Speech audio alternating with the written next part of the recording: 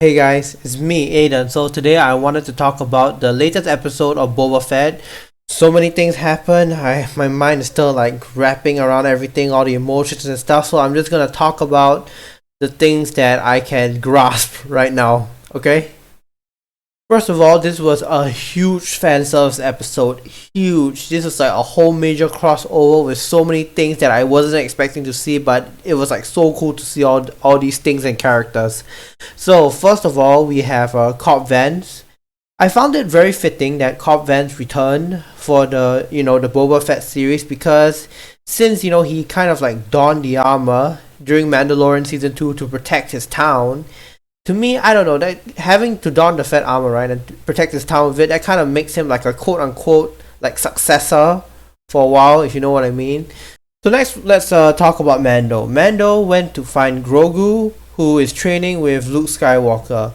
Now, a couple of things I noticed about this planet, right? Because it was green, there was a lot of life, it was very vibrant, you know.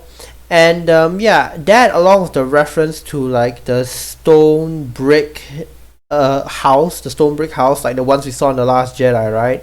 Made me think like this could be the planet that we see Luke Skywalker on during the trilogy. This could be where this planet could be the same place where he started the new Jedi Order, and where he went into exile afterwards after it was destroyed.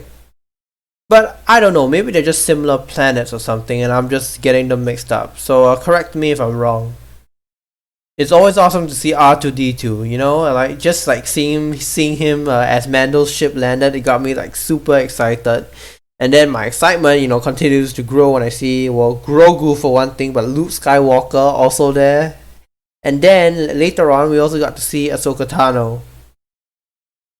So Grogu has been training with Luke, obviously. And I would say he's getting pretty good at it. But because I'm pretty sure it's because of him not being with the Mandalorian that his heart isn't in the right place in his training sometimes, as Luke pointed out.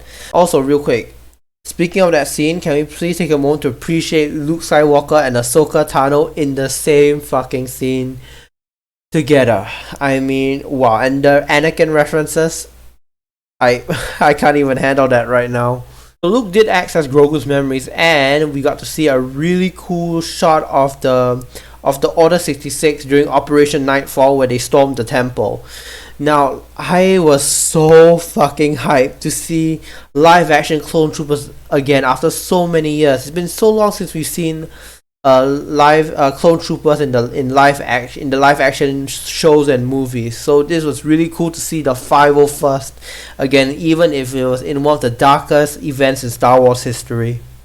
So Mando came there to see Grogu, but as Ahsoka pointed out, that would just distract him and make his training even harder to do. But I'm not too sure if I fully agree with that. But one other thing that I had in the back of my mind was, why can't Grogu be both a Mandalorian and a Jedi? The guy who made the Darksaber, the Vizsla guy, wasn't he also a Mandalorian slash Jedi as well? Also, okay, I feel really bad for laughing. This is my gallows humor side of me. But when Ahsoka said there's no safer place for Grogu than with Luke Skywalker, you guys remember that scene from The Force Awakens where the Knights of Ren are like, you know? Yeah. Okay. Sorry. Let's move on. And before I forget, a quick shout out to that training droid, a real throwback to the original series. That's really, really cool. Anyway, when we get back to Boba, he's actually got a pretty impressive lineup with Mando, Fennec Shan, his two Gamorrean guards, the cyborg teenagers, and Black Chrysanthemum. That's a pretty impressive lineup. But as Fennec mentioned, they're gonna need numbers, in case things escalate into a full-out war.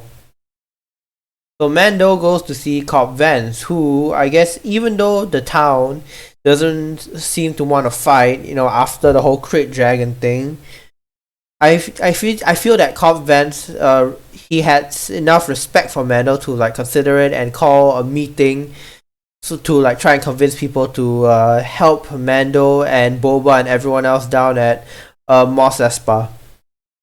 Now here's the part where things get really cool, but also kind of bad because after Cobb Vance tells his guy to go and arrange a meeting, Cad Bane shows up, and he's obviously being employed by the Pike Syndicates. I know, first of all, Cad freaking Bane, live action Cad Bane of all things.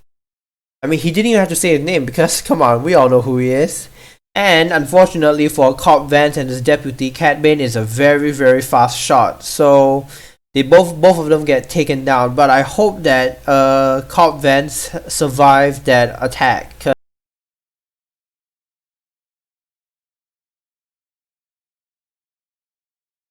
I hope that Cobb Vance is still alive because I feel like that would suck, you know, just to have this like whole build up and everything's about to go down and he just gets killed just like that.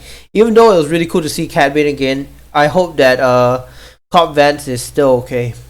But even more unfortunately, as it turns out, that was not the only preemptive strike the Pike Syndicate had. They went to the sanctuary down at Mos Espa, planted a bomb there, and it went off, presumably killing everyone inside, the patrons, and the really hot Twi'lek lady in charge, which sucks. But it means that the Pike Syndicates are definitely not playing around. I feel like they might attack a few more spots before the wars even fully started, you know. And then finally, we finally saw the gift that Mando brought Grogu. It was cute little chainmail Beskar shirt that he made.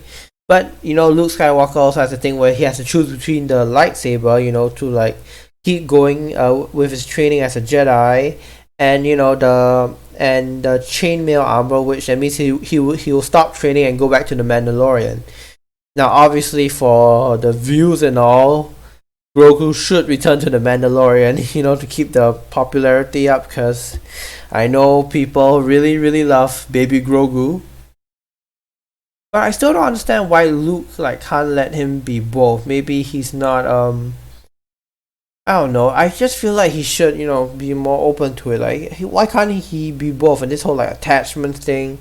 I mean, I guess then again, it didn't work out too well for Anakin, so I guess it kind of makes sense, the whole like why we forgo all attachment things if it eventually leads to that. But you know, like I've talked. Well, I haven't. You guys haven't heard me talk about it, but in the Clone Wars, I feel that with the whole Jedi forgoing attachments thing, it's like they go too far on it, and I hope like that's not what will happen with Luke and Ahsoka when it comes to Grogu, you know.